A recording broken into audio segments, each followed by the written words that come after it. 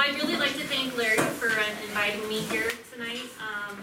So I always try to get a feel of the crowd I'm talking to, so let's just start from the basics and we'll move up from there. So how many of you just like to talk on your local repeaters? Okay. How many of you like to jazz it up a little bit and talk simplex and try to go out there and work whoever you can? I think there's some soda workers out here that might be doing some of that stuff, right? All right, how many of you are contesters? Where's my satellite workers? Okay. DXers? There we go. Got a few in there. All right. Anything on our digital stuff? Who works digital? Okay. FTA? Yeah. We're not really fans, but I'm picking it up a little bit. All right. Well, that's good. You guys have a full array of what you're interested in. So let me talk about how long I've been licensed. I've been licensed since 2009. This is my husband, Jeff, K0JSC. And it's completely his fault that I'm in the hobby. And this is how I got licensed. He told me I wouldn't be able to pass the test. So, I tried to encourage her first, and she resisted. So I said, you won't be able to pass the test anyway. Next week. It works because I got licensed right away. And I picked up a lot of it when him and his buddy were studying back in 2007. So it wasn't that complicated. Now moving up in the ranks, that was more difficult. I changed my call sign. My original call sign was issued by the FCC as KD0HIV. So here I am, really stretched it just to get licensed to, please my husband, and then they gave me the most horrifying call sign I could ever think of. So I did not get on the radio until I said, well, if they're kidding around, so am I. And I'm a huge kidder. I'm a funny person, trust me. So then I upgraded to general. In 2012, I was invited to be on the Ham Nation show, and we're going to get into Ham Nation. If you're not watching, you should be, because it's an awesome show, and you're going to learn a lot about everything in that show. And I've been an extra since 2013. Got DXCC not too long ago. That was kind of a nice milestone to hit. Our station setup, we just got 7610, and it is amazing. We still don't know all the options that are in it. We still use our TS2000. We have a couple amplifiers, too many HTs accounts. Jeff's been getting into some P25 stuff, and he was really liking that. And we have two DM710s for our mobiles, and Jeff hosts an APRS digi at our home, and we use a Bionics unit occasionally when we go out with our search and rescue teams or out in the field. So this is our tower. Nice picture, right? Jeff has not seen the slideshow. So. That's our 55-foot tower with our A4S and a few other. We have a microwave shot on there for our repeater system as well, which Jeff's going to talk about here at the end as well. So let's get into Ham Nation. Ham Nation is a show that was started by Bob Heil, and he was invited to do this show by TWIT TV, which stands for This Week in Technology. Leo Laporte has been hosting these shows since I think about 2006, maybe 2003. Anyhow, they're all on their website. He does many technology shows, and he kind of fell in love with the ham radio aspect and realized that it falls in line with his thoughts in technology. He also got licensed himself and invited Bob Heil to have a show on their weekly, and they've been doing it since 2010, I think, or 9, one of the two. So this is where you can watch our show, is at twit.tv. You can watch it live, which is pretty fun because there's a lot of shenanigans behind the scenes. If you watch the recorded one, they do some cutting and take out all of our funny jokes, so it's not as fun. So there's Bob. He's the #1 host of the show. And we know what Bob brings to the table. We all know who Bob Heil is. So he's going to use your audio file. He's going to tell you how to hook your microphones up, how to set your mixers right. Not only that, he's a builder. He's, you guys get QST. You saw the Pine Board project that he worked on. He has all of this in his show, and he goes step by step. And he also went out and put together a parts list and got with AES of all people and asked them to put his kit together and sell it online. So if anyone was watching the Pine Board project and is interested in doing it, you can get all the parts in one place, which are kind of difficult to find. And then a lot of you are probably familiar with Amateur Logic TV and George Thomas, W5JDX. He's also on the show. He does the smoker and solder segment, so he does a lot of the building. But along with that, K7AG, which we're probably also, if you're a kit builder, you've watched a few of his YouTube videos. So he also does a lot of the videos in those segments. And then we have Gordon West, of course, everyone knows Gordon, WB6NOA, and he brings a lot to the table. He doesn't just bring trying to sell his books on the show. He really educates people about all of the activities that they do. A lot of satellite work and Aries work, he always has a lot to bring, and he brings pictures from every campus he's ever been to, so, but you have to watch out for shorts. Then we have Don Wilbanks, who's on the show. He does Newsline. I'm sure a lot of you listen to Newsline whenever possible. He's one of the voices on Newsline and brings a little bit of that to the show each week. And then Val, who is a brilliant, brilliant operator. She is a huge DXer and a huge contester, and her husband have this amazing antenna farm. It is just to die for. They're out there in Illinois, and she's such an intelligent woman. You've got to watch her segments. And one person more brilliant than her is Dr. Tamitha Skov.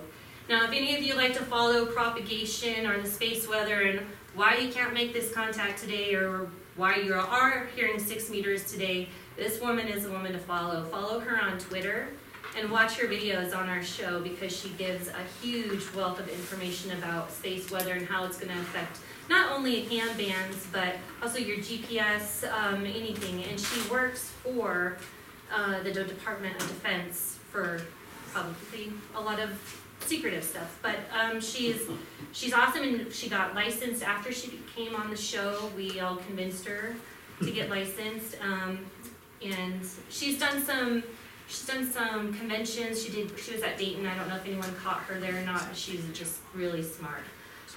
So then we have our special guests on the show occasionally. Joe Walsh. He was just here for the 400th episode, which we had just a few weeks ago, and he did the intro music for the show, and he was also on show number 1 and show number 300. So a very passionate amateur radio operator right there. As you can see, he has this beautiful helicopters behind him. What he did is he kind of just took his little iPad and just went around and showed all the viewers everything in his shack, and it was to die for. So definitely check out episode number 400. You won't be disappointed. And this is not to brag, but the most popular show, the most watches, is the Hams Gone Wild show. It was an all-female show. We did every part of it, and it was the #1 downloaded and the #1 praised show. So, what do you have to do to be on this show? Are you interested in being on this show? Have an interesting project, have good quality photos or videos. Youth projects and unique building kits and stuff like that are pretty popular right now. That's kind of the stuff that they're playing on the show. I do not pick and choose what segments go on, but I have one gentleman standing in this room that would be perfect for our show. Do you know why? Because he takes goats to go work on mountains. I bet viewers would find that very interesting. Yeah, I definitely. think so. Definitely. Now, I mean, if you're building a unique project or a unique antenna or trying something out, those are the kinds of things that our viewers want to see. We just want to see new stuff. We don't want to see the same people working the same satellites, just in a different location in the United States. We like unique stuff, just to keep it going. So, take a drink here. So, Jeff and I were lucky enough to get invited to go to the Last Man Standing set in December. And is everyone aware of Last Man Standing? Tim Allen, he's a ham, right? Okay. So they actually have an operating ham shack on the set, and we had such a blast. We went there, they film on Tuesdays and they operate during the actors' lunch break. So we get to go in there and operate for about 2 hours and make as many contacts as we can. And I hold the record, 101 contacts in an hour and a half.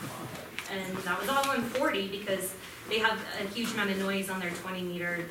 There's interference in the building. So just wanted to show, of course, I just kind of wanted to brag actually, guys. But they do this every week starting from when they start to film. So they start in August and it ends in March or April when they're done shooting the show. So once a week, and most of those times, they're allowing hands to come in and operate from their set, which is just amazing. Not only that, you get some of the perks, the VIP perks. You get to go eat with them in the back. The crew and stuff is there. And a lot of the crew is licensed. And they got one of the actors to get licensed. And this is us, then, I don't know if you guys noticed who this is. Ray Novak and his wife, Cindy from ICOM, they were there at the same time operating with us. And it's just, it's unreal to be on that set. And it's really hot. So this is one of the crew members working with Jet Juergensmeyer, who's the actor, he plays Boyd. And Boyd, well, Jet, his real name, is now actually a ham. He got licensed pretty much right before Dayton, I believe. And he was coming on the set a lot to work with all the operators listening in, and his dad's there on set as well, and they listen in, and his dad also got licensed. So I kind of just wanted to brag about how amateur radio is spread into the Hollywood land there and getting more people into it. So, and that's Jet with Don Wilbanks. And he's such a great kid, he's so smart. Bob just interviewed him on last week's episode of Ham Nation, so you guys should check it out. I didn't make the show, but it was very good, very good. Yes, sir. Did they ever get that dipole antenna on top of the sound stage that they were shooting for on Last Man Standing? I do not believe they did. That's not what they were using. I thought they were using a hex up I there. don't remember what they were using. I remember that the noise floor on 20 meters was about 30 over. Yeah, well, it's basically a four-wall studio, and you know all the electronics and that stuff just used to kill them.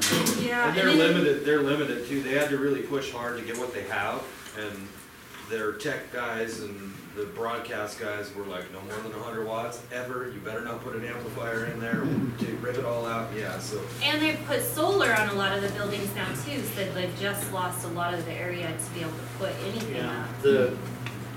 The technicians that work for CBS Network out there were very, very concerned about people coming on with radios and the interference it may cause to the production. So anyone that's not aware, they have, there's all of these buildings and they're just huge open buildings that have sets on them. But then CBS News, like the CBS News, the national one, is the next building over from these guys. And that's what the biggest concern was, that it's all their property and they were going to control everything. So as long as nothing interfered this time, it will happen again next year when they start shooting again, which I hope so we can go back and do that. In their defense, though, they rent those four-wall studios out. Yes, they do. It's all leased out. And they have to be very tight on what RF comes in there, because what you were talking about is the CBS O&O, the owned and operated station there, is shooting microwave to Mount Wilson for their live broadcasts. They don't even let you, and they don't even let you bring these on the set. All the visitors and the studio audience. I did find out later that I could have brought mine on. They didn't tell me before, but because I would like to get some pictures. But Ray Novak was taking pictures. I'm like, how did you do that? He's like, oh, let me bring it. Yeah, when we were told don't bring anything, so. Well, it was so bad out there one day that somebody was pressure washing the satellite dishes. Okay? They were just pressure washing the satellite dishes and took the network off the air from the static that the pressure washer was generating. So, they can be a little bit over the top, but there's a reason for it. And if anyone religiously watches the the show. Jeff and I were at the taping of the one recently where Tim Allen actually talked on the radio. It was a very small snippet of time, but he was in his office and was finishing up a QSO when the camera canned to him. And that was pretty neat, but we got to see that. So other things we do a lot of Aries activities, a lot of Aries activities. This is a QRV from Rocky Mountain Ham. We store at our house. What I would like to say, it looks like you guys are starting to do some events like that, not typically Aries related, but club related, obviously. We will bring our van to your events if we can help in some way, if it's actually needed. So if you need to run a big event, you need a net control place where they can get in, out of the elements, and just have a closed off area where they can concentrate and do their job without 42,000 people behind them. Use this, ask us for it. We would love to help out wherever possible, as long as there's not another emergency going on. And that's because you heard there was barbecue? Well, not for if Walk Hope had the barbecue, sure, I'd bring it for sure. So we've assisted our sheriff's department a lot in our Aries, one of the most active Aries groups in Colorado when it comes to being called up when we have an actual natural disaster, wildfire, flash flooding, anything like that. We work very closely with our emergency manager. We're very fortunate that he's also one of our best friends and a ham. So we get included in a lot of stuff. And I'm just showing you some pictures. This was from the quarry fire last year where we had the van deployed out there in a very awful four-wheel drive road that we had to take to get to there. This is us on Skywarn. Now this van setup is more for the roving, for your VHF, UHF, as you can see all the 6-meter antennas on there and such. We have recently taken those off to make it a little bit easier to drive down the road, along with the big dish, that dish right there we took off. So since we're using it more and more for MCOM and not roving, we wanted to make it better for our needs. But that's this was during the Hayden Pass fire. This is the inside of it. I know this is not the greatest picture. I kind of wanted to bring the van, but again, it's kind of a pain in the rear to drive when we don't need to. We have a setup for HF, mostly VHF and UHF. This is all stuff we can listen to, our public service, our safety channels. We can listen to V-Fire, BLM, whatever we need to. We can be monitoring several channels. What's important is that we go out to a fire with our sheriff's office and they're sending their deputies out to evacuate people. They cannot listen to air-to-ground missions. They don't know if a heavy is coming over them right now or if some other kind of air support is coming. So we take it all in and we listen to it all and share that with our served agencies, and they really appreciate the benefits of us doing that because they don't want to have 6 radios on their hip and it's just not, they can't do it. And I'm in the fire service. I have been my whole life, but I'm not into wildland stuff because I don't take putting out fires with shovels and hand tools, and I'm too old to do it now. But apparently when you're hit with retardant, it's not cool. No, I guess that's what they tell us. So that was what they really wanted to know. They wanted us listening to the air to ground and the air to air, and they wanted to know when a heavy was coming in, you know, the 737, whatever the heck, DC-9. They were really animated about wanting to know when those were coming. So I'm glad I've never experienced it, but I think we help them to not experience it too. Yeah, it does a great service for them. So we are part of Rocky Mountain Ham. We're members of that club, and that's an interesting membership. You don't pay to be a member or anything like that. You have to earn your membership, so you have to put time in, which I think is a great value, first of all. So anyhow, I just wanted to show you guys some pictures of our field day from last year, since it's almost field day and I love field day. So this is the other band that we have, not us personally, but the RM Ham has, and it has the mast, and then you can put they put an ICID on there for field day. And there was another, that was the antenna trailer. That one was for, I can't remember when that was. This is the comm trailer. Everyone's probably seen the comm trailer when it's at a Ham Fest. If you haven't, go check it out sometime. It's really neat.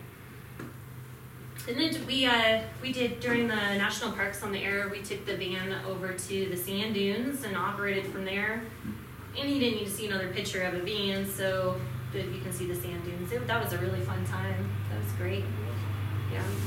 crop wasn't that good. So future operations for us, WWV is having their 100th anniversary this year, and they're having a special event, and we've been invited to go operate there for a few hours on one of their days. So I'm getting pretty excited about that. It's going to be September, the last weekend in September, I believe.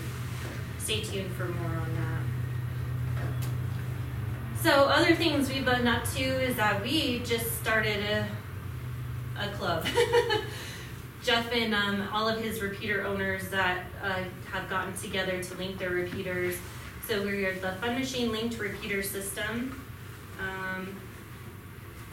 And this is our status page, so you can go and see all of our linked repeaters. And it's a pretty interesting interactive page, so when a bar turns green, that means that somebody's keying up and transmitting on it. When it's orange, that means it's down, disconnected from the system. And when it's white, it's in good working order, it just means nobody's talking. So as you can see, all of these links that we have now put together with the simulcast system as well. And I'm going to let Jeff talk about the simulcast. I'm not the engineer of this by any means.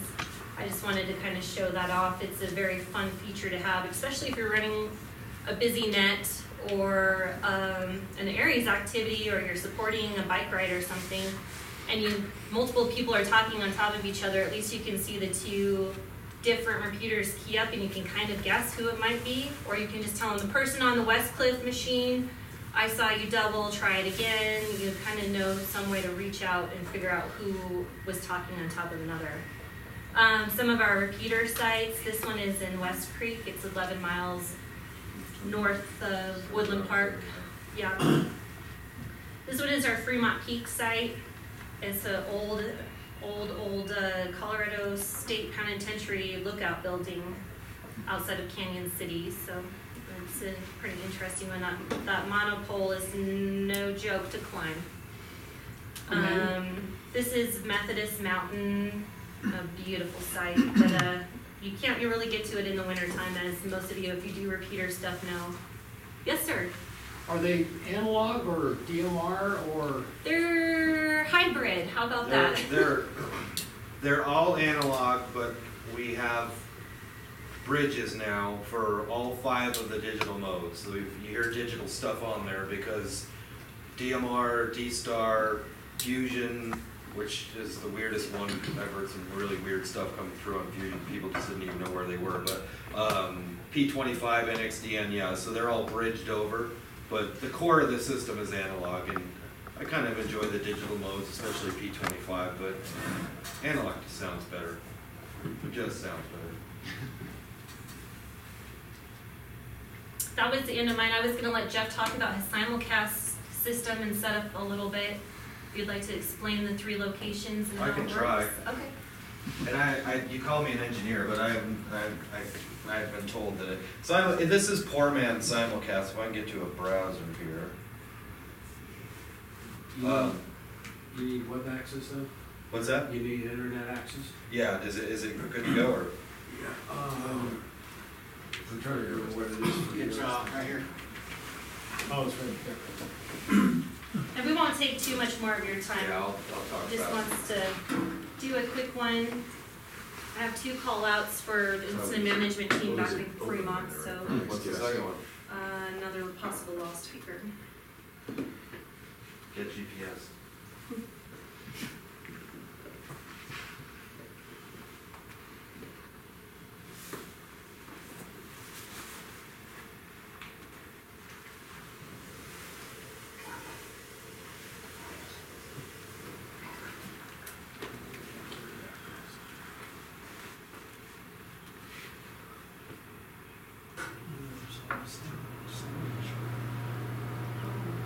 Travis guest is.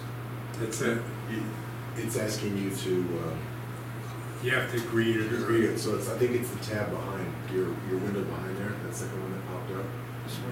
It may be asking you to. There you go. There you go. I knew it was there somewhere. I've seen it before. But...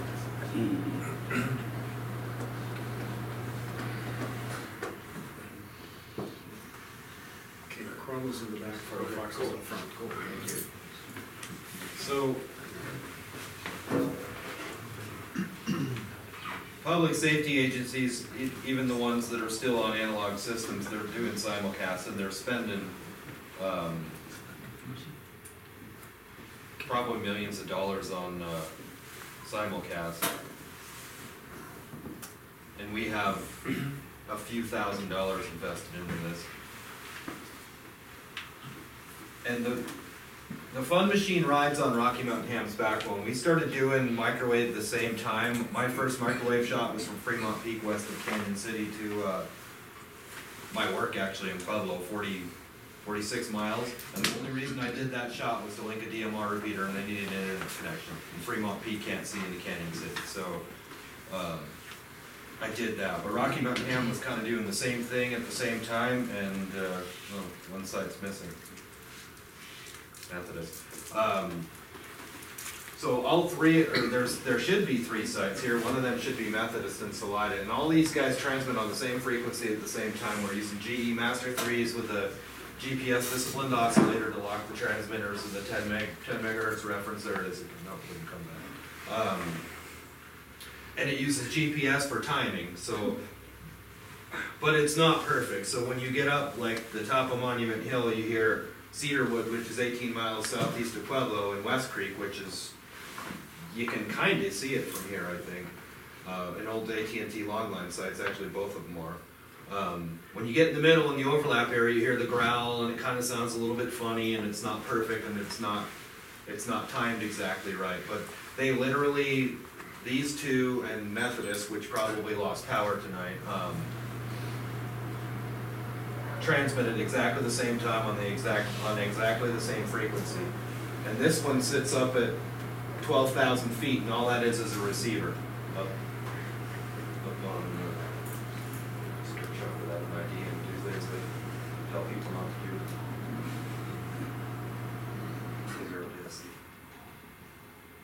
do. And they vote. So they also vote. We did this, we tested it online, and we moved this over to Qualcomm, and 145.310 up in Denver doesn't simulcast, but it has voted receivers. So the green line is the one that's passing the traffic to the transmitters and the rest of the system. And you can see as my signal changes, that green line will change rapidly, sometimes multiple times a second.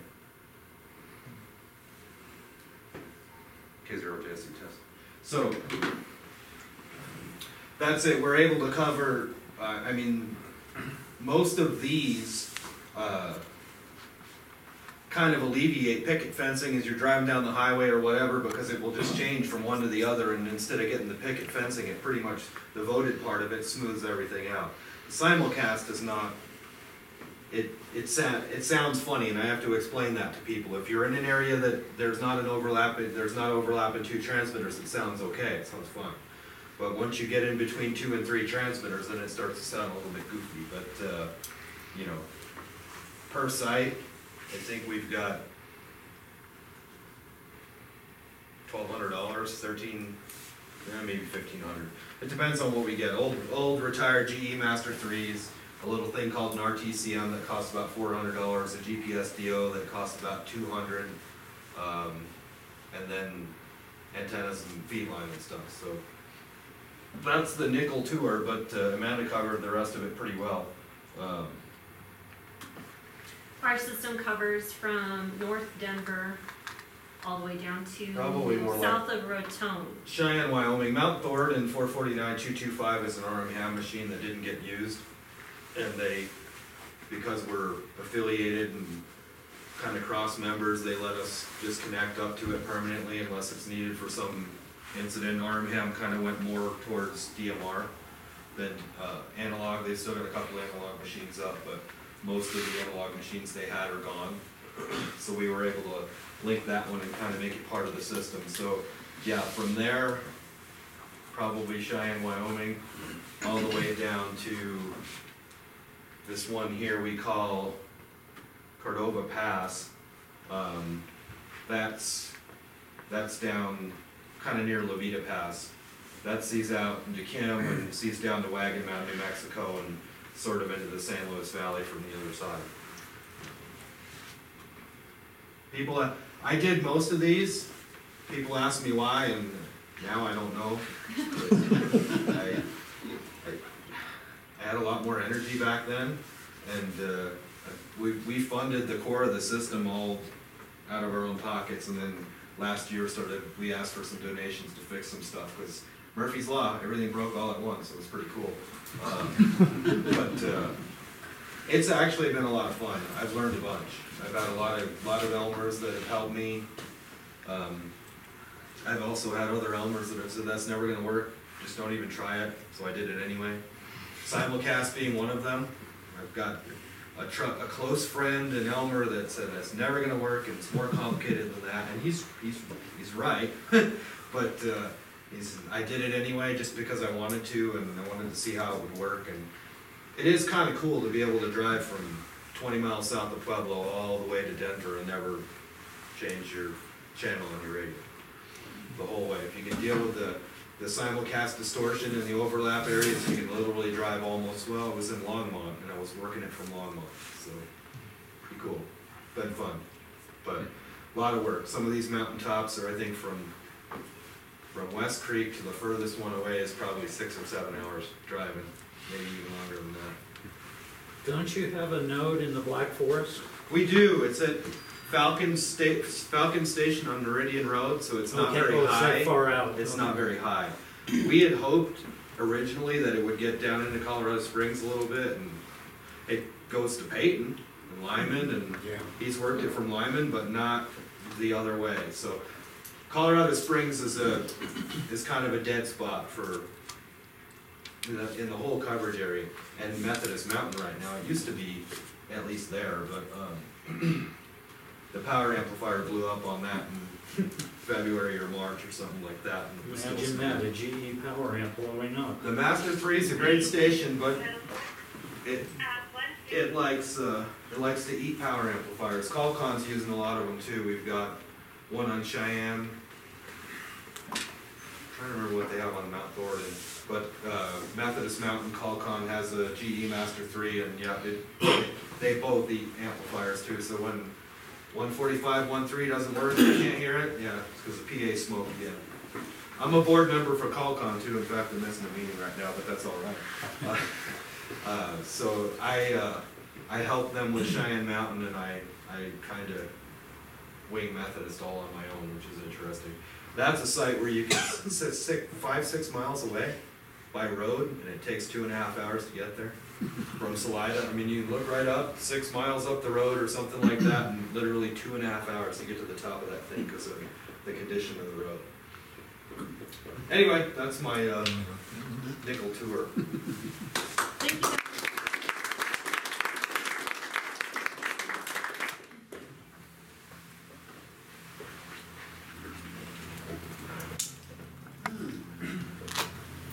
Since Eric left, I guess I just want to say thank you again for Oh, yeah, coming up thank and you. sharing, and maybe exposing some of our members to something new and different and a little exciting for them to look into. And you know what's interesting? Chip left, right? Yes. Yeah. When he introduced himself, I didn't recognize him at first, and then he said his name and his call sign, and the light bulb went off. He was, I never met him before, and I didn't get to meet him tonight, but when I drug her to Waldo Canyon, after she was a ham for a week or whatever, a month or whatever the heck it was, and we were in Divide, Chip was on the other side of the radio. It was kind of neat to just at least see him, but he worked hard through that. But we appreciate you being here. No, thank you so much. We'll just get our hard drive and we'll get out of your hair. Flash drive, sorry. Just out of curiosity, did anybody have questions for them before they take off? That means we were ever thorough or just very boring? Bob. How many machines on the Fun Machine Network? I think there's, you don't count any of the digital stuff, I think there's 14. And what do you have like in the Salida BV area? Salida's Methodist 440, part of that simulcast system, 449.975, that right now isn't transmitting. Is Hopefully that after Walt's repeater? No, that's mine. Originally I was linked to Waltz, and when I started testing simulcast, I put my own up on the other mountain, and he moved his to, he was 449.925. He moved his to, When was he? I wanna say Badger. Most likely. I think he moved it to Badger or somewhere else. He's got one there. He's got a repeater on every site he has access to. Yeah, I would too, especially if you can work on him while he's on shift, so that's, I used to be able to do that until I entered management, now I can watch out, but, yeah, I mean, we have good coverage up there when the power amplifies, it hears, Yeah. it just doesn't transmit. People try it and they can chunk and they can't get into it because it's not transmitting. It is, it's just transmitting at 10 milliwatts. So you mentioned P25. What do you think about DMR? I used to be a big fan. I run it at work. I support about 1,000 of these, which is way too many. Every steelworker in Pueblo has their own darn radio, and I think it's excessive, but at $1,100 a piece, but I've been overruled. 12 repeaters. I used to love it for commercial purposes. I do. I don't like the audio quality of some of the new stuff that's coming out. Some of them are good.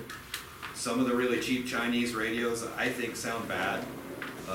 One of my pet peeves about DMR, and maybe kind of all the digital modes, is when you're on your volume like this, because one's really loud and one's really quiet and and we've got comps that do the same thing. Yeah. You can't even understand. So with digital, I think the biggest drawback is, or the biggest challenge is people have to speak very clearly and very close to the microphone, and then everyone has a good experience. But P25 is much the same. But I think the audio quality of P25 is better than DMR. Others would argue with me. I've had that argument before. With your wife. Yeah. No, yeah. But all of the digital modes are sort of unique in their own way. I think we've got all 5 of them linked into the one machine. They've done the taster's test choice on them, and NXDN is a top quality sounding one too. NXDN's a good one. I don't want to buy another radio right now, otherwise I'd try it. D-Star's okay, sounds pretty good. Fusion, not a big fan. As frequency coordinator when I had to step away from a couple of things when I took a management job, but as frequency coordinator, Fusion was the biggest pain, because we had to coordinate Fusion repeaters in the wideband part of the spectrum, because they can run narrow, but they can also run wide. And everyone says, well, it's narrowband. It is narrowband, but it's also wideband, and the end user on their radio controls whether it's narrow or wide. So I can't coordinate you in a narrowband part of the spectrum when then Jeff comes along and goes voice wide and blows away the stuff on the other side of the. So Fusion supposedly sounds really good. I've not ever played with it much. I've heard it coming over analog, but people say on voice wide it sounds really good. But yeah, that's kind of what. Nice thing about Fusion and D-Star, I guess, is you don't have to ID because it does it for you. So you said you stepped away from the frequency coordination? Yeah. Who's the new honcho then? KI08C, Tracy, yeah, they convinced him to do it. I mean, I enjoyed it, I really did, it got to be a little too much. My life got a little too busy, so. And I think that everybody gets to that point sooner or later. It's kind of, I think aside from the treasurer who's constantly working, the frequency coordinator works all year.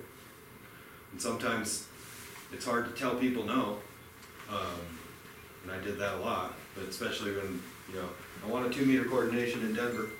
No, but there's a mountain on the other side. Yeah, but no. It won't get there. Yeah, but no. So, yeah, Tracy's doing it, and when he has questions, I help him. Doug has been helping him a lot since Doug did frequency coordination forever. Is Paul, Deeth? yeah, is he still involved? No, I haven't heard anything from Paul in I haven't seen him, haven't heard him in a really long time. He's still working for CBS, but I just don't know. Well, he's on the mountain. Yeah. He's he used to be pretty active, but I don't know, maybe work is consuming him as well. But yep, that's my 2 cents on DMR. I don't want to bash DMR too hard, but I think all DMR radios aren't created equal, and some of the anytones that are coming out sound really nice. If you didn't tell me you were on anytone, I think you were on a $1,000 Motorola. It really, because these sound nice to me, but you know, the Bofangs and some of the ones that came out that their first attempt at DMR to me sounded pretty rough. So. All right. Well, you guys have a wonderful field day. Sounds like Absolutely. it's gonna be a blast. We might drive by for the pulled pork. You know. We're We'll gonna add be 2 to the list. the north end of South Park and near Jefferson, where it's a really neat place, and it's like 90 in the daytime and it's like 30 at night. Literally, I mean, it was like it was just in shorts and a t-shirt and sweat, and now it's 30. But it's a lot of fun. 38. It's gonna be 38. 38. Oh, well. I know, that makes all the Thank you. difference.